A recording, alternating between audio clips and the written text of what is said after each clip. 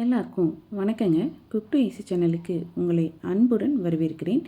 இன்றைக்கி நம்ம கோதுமை மாவு வச்சு ஒரு போண்டா ரெசிபி எப்படி பண்ணுறதுன்னு பார்க்க போகிறோம். வாங்க இதுக்குரிய ப்ராசஸை ஸ்டார்ட் பண்ணிடலாம்.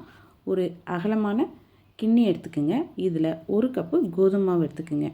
நான் கடையில் வாங்கின கோதுமை மாவு தாங்க எடுத்திருக்கேன். நான் எடுத்துக்கிட்ட கப்போட அளவு 250 mlங்க. எந்த கப்பில் நீங்கள் கோதுமை மாவு அளந்தெடுத்தீங்களோ அதே கப்பில் ஒரு கப்பு தயிர். அந்த தயிர் கொஞ்சமாக புளிப்புத்தன்மை இருக்கிறதா பார்த்து எடுத்து வச்சுருக்க மாவுலைங்க 1 டீஸ்பூன் அளவுக்கு ஜீரகம் சேர்த்துக்குங்க. உங்களுடைய காரத்துக்கு தகுந்த மாதிரி 3 இல்லாட்டி 4 பச்சை மிளகாயை நறுக்கி சேர்த்துக்குங்க. இஞ்சி ஒரு சின்ன துண்டு சின்னதாக நறுக்கி சேர்த்துக்குங்க. கருவேப்பிலை ஒரு கொத்து நறுக்கி சேர்த்துக்குங்க. இப்போ போண்டா செய்கிறதுனால நம்ம கொஞ்சமாக குக்கிங் சோடா சேர்த்துக்க போகிறோம். 1/2 டீஸ்பூன் அளவு குக்கிங் சோடா, தேவையான அளவு உப்பு சேர்த்துக்குங்க. சேர்த்துட்டு இது கூடவே நம்ம எடுத்து வச்சுருக்கக்கூடிய இந்த ஒரு கப் அளவுக்கு தயிரையும் சேர்த்து நம்ம நல்லா மிக்ஸ் பண்ணிக்க போகிறோங்க.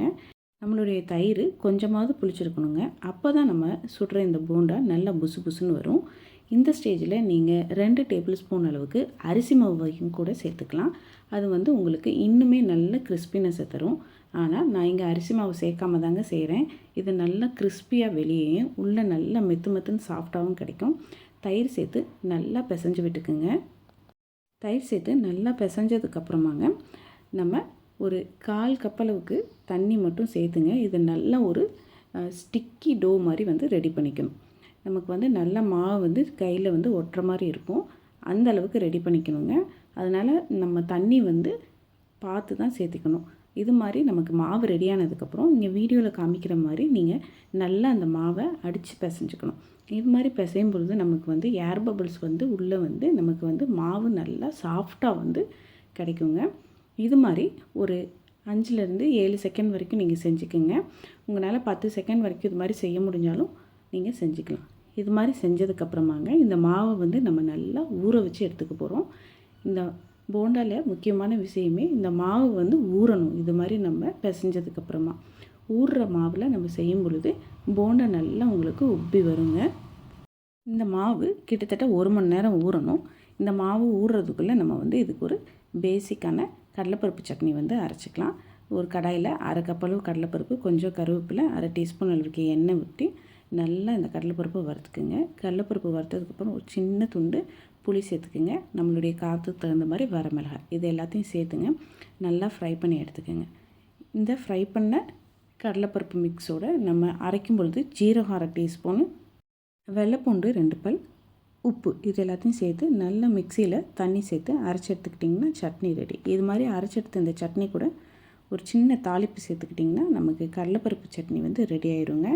இந்த பர்டிகுலர் போண்டாவுக்கு இந்த கடலைப்பருப்பு சட்னி சூப்பரான காம்பினேஷன். 1 மணி நேரம் ஆயிடுச்சுங்க. மாவு நல்லா நமக்கு ஊறி வந்துடுச்சு. இந்த மாவை திரும்பவும் மிக்ஸ் பண்ணக்கூடாது. ஒரு சைட்லேருந்து நீங்கள் மாவை எடுத்து போண்டாவாக போட்டுகிட்டே வர வேண்டியது தான். நம்ம மாவை நல்லா ஒரு 10 செகண்ட் போல் அடித்து பிசைஞ்சிருக்கோம்.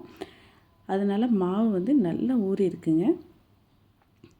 பாருங்கள், நீங்கள் எவ்வளோ சின்னதாக போட்டாலும் நீங்கள் போடுறத விட டபுள் த சைஸ்க்கு அந்த மாவு உப்பி வரும். அப்போ நம்ம மாவை கரெக்டாக மிக்ஸ் பண்ணியிருக்கோம்னு அர்த்தம். இது நல்லா கோல்டன் கலருக்கு ஃப்ரை பண்ணி எடுத்திங்கன்னா அருமையான போண்டா ரெடிங்க.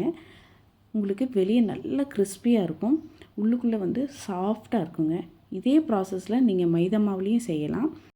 உங்களுக்கு ரொம்பவும் கிறிஸ்பியாக வேணும் அப்படின்னு நினச்சிங்கன்னா 2 டேபிள் ஸ்பூன் அளவுக்கு அரிசி மாவை நீங்கள் போண்டா செய்கிற மாவோட சேர்த்து பிசைஞ்சிக்கலாங்க. ஆனால் எண்ணெய் கேட்டிங்கன்னா அது தேவைப்படாது. இந்த கோதுமை மாவில் செஞ்ச இந்த போண்டா வெளியே உங்களுக்கு அவ்வளோ கிறிஸ்பியாக வந்திருந்ததுங்க. இந்த போண்டா ரெசிப்பியில் முக்கியமான ஸ்டெப்பே மாவு ஊறுறதாங்க.